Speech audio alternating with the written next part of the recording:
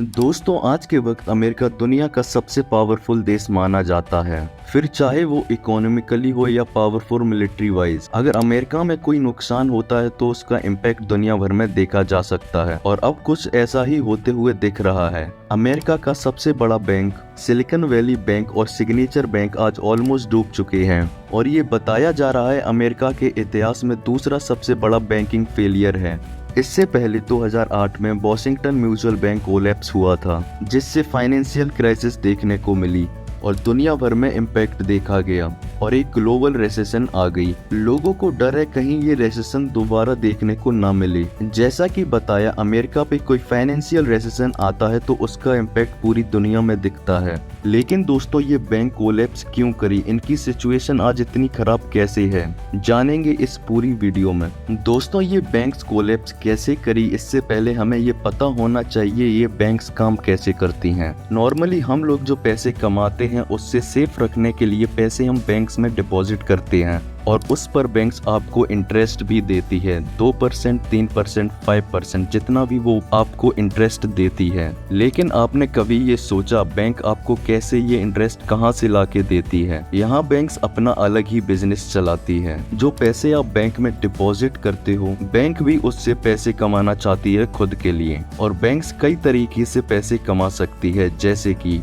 Bank यहाँ किसी भी कंपनी या लोगों को लोन्स देती है। लोन पर जो इंटरेस्ट रेट चार्ज किया जाएगा वो बैंक के लिए प्रॉफिट होगा। और दूसरा तरीका हो गया अलग अलग चीजों में इन्वेस्ट करना, जैसे स्टॉक मार्केट में इन्वेस्ट करना, गोल्ड में या फिर गवर्नमेंट बॉन्ड्स में इन्वेस्ट करना। लेकिन अब बात आती है सिलिकॉन वैली बैंक की। ये बैंक बनी थी 1983 में। इसके हेडक्वार्टर हैं सेंटा कार्ला, कैलिफोर्निया में। स्टार्टिंग में इस बैंक ने अपना मोस्टली इन्वेस्टमेंट रियल एस्टेट में किया। 1990 में इसका आधा पोर्टफोलियो रियल एस्टेट से ही बनता था। दोस्तों, अगर आप अपना मोस्टली इन्वेस्टमेंट किसी भी एक चीज में कर देंगे तो उससे आपका नुकसान ही होगा। जैसे आपने मोस्टली अपनी सारी सेविंग्स को गोल्ड में इन्वेस्ट कर दिया और अगर गोल्ड का मार्केट क्रैश कर गया तो आपका सारा पैसा चला जाएगा। और कुछ ऐसा ही हुआ सिलिकॉन वैली बैंक के साथ उस जमाने में, क्योंकि इसकी most of the investment real estate में था। इससे बैंक को $2.2 मिलियन का नुकसान उठाना पड़ा। इससे सबक लेके बैंक ने अपनी इन्वेस्टमेंट कई और चीजों में करना स्टार्ट कर दिया। इसके बाद इस बैंक ने स्टार्टअप में सबसे ज्यादा इन्वेस्ट करने लगा, स्पेशली टेक्नोलॉजी से रिलेटेड स्टार्टअप को लोन देना शुरू कर दिया। ये बैंक 2015 तक बहुत बड़ा बैंक बन चुका था। इस बैंक ने अमेरिका की 65% स्टार्टअप्स में इन्वेस्ट किया था और इन स्टार्टअप कंपनीज में से कुछ कंपनीज इंडियन भी थी जो कि टेक्नोलॉजी बेस्ड कंपनी थी।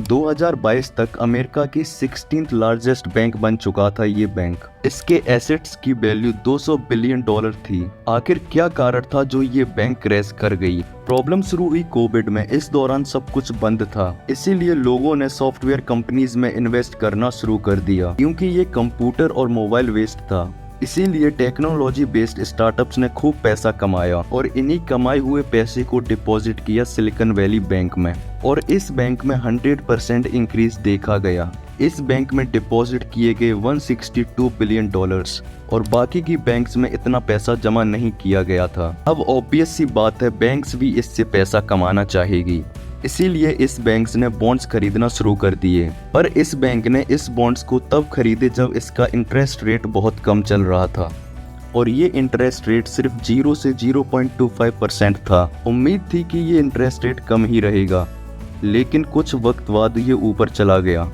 यहाँ ये इन्वर्सली प्रोपोर्शनल होता है, अगर बॉन्ड प्राइस बढ़ेंगे तो इंटरेस्ट रेट भी नीचे चला जाएगा और यहाँ कुछ ऐसा ही देखा गया। बॉन्ड्स के प्राइस बढ़े और इंटरेस्ट रेट भी नीचे चला गया सिलिकॉन वैली बैंक्स की। लेकिन यहाँ सिर्फ इतना ही नुकसान नहीं हुआ। अब जो स्टार्टअप्स थे mostly technology based, in startups को भी पैसों की जरूरत पड़ी क्योंकि बॉन्ड्स के प्राइस हाई थे। पर सिलिकॉन वैली बैंक्स के पास पैसा बचा नहीं था और अब बैंक्स के कस्टमर्स ने भी पैसा निकालने की कोशिश की, लेकिन पैसे बचे ही नहीं इस बैंक के पास। एक तरफ जो पैसा इन्वेस्ट कर रहा था वहां से लॉस में जा रहा था और दूसरी तरफ कस्टमर पैसा निकालना चाह रहा था। सिलिकॉन वैली बैंक ने बॉन्ड्स बेचना शुरू कर दिए, वो भी $1.8 बिलियन के लॉस पे। यहाँ पे कोई भी फ्रॉड नहीं था, लेकिन ये केस बना बैड डिसीजन का।